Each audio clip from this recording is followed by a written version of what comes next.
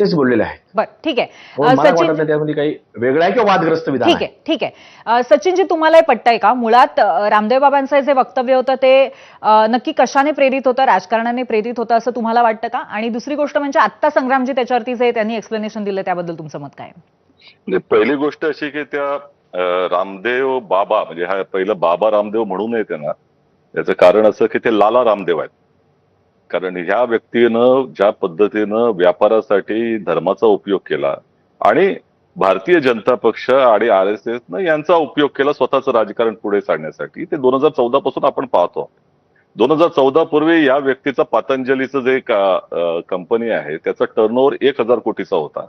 आज 2026 पर्यंत जवळपास 34,000 कोटीच्या पलीकडे गेलेला. हा व्यक्ती पहिल्यांदा त्यांना प्रश्न विचारायचा असेल तर ते 35 रुपयाचं पेट्रोल कधी मिळणार किंवा काळा धन कधी येणार हा प्रश्न त्यांना विचारावा पहिल्या सुरुवातीला.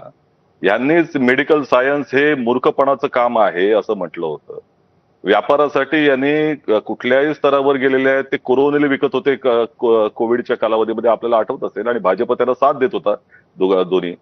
आणि शरबत जिहादची संकल्पना त्यांनी मांडली कारण रूह अफजा त्यांचा ब्रँडचा त्याच्याबरोबर कॉम्पिटिशन चालू होती त्यामुळे.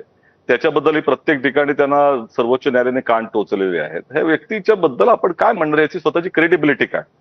आताच्या परिस्थितीमध्ये राम मंदिरच्या मुद्द्यावरती भारतीय जनता पक्ष आणि RSS ज्या पद्धतीने दान चोरी तिथे झाली त्यांना तोंड दाखवायला जागा राहिली नाही.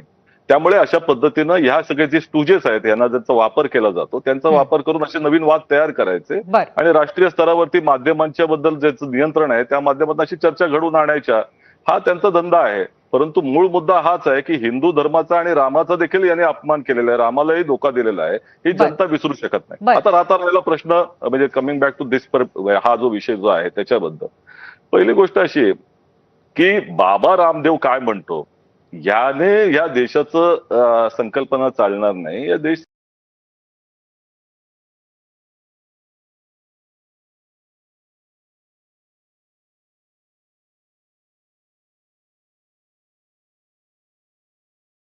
संविधानाला चालतो हे लक्षात घेतलं पाहिजे.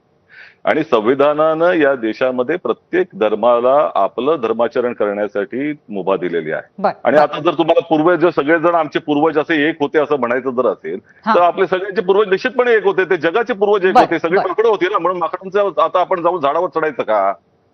त्यामुळे हे जे काही मूर्खपणाचे काही विचार आहेत त्यांचे ते त्याला काही अर्थ नाही एवढंच आमचं म्हणणं आहे. ठीक आहे सचिनजी, म्हणजे एकंदरीतच तुम्हाला सगळं अशास्त्रीय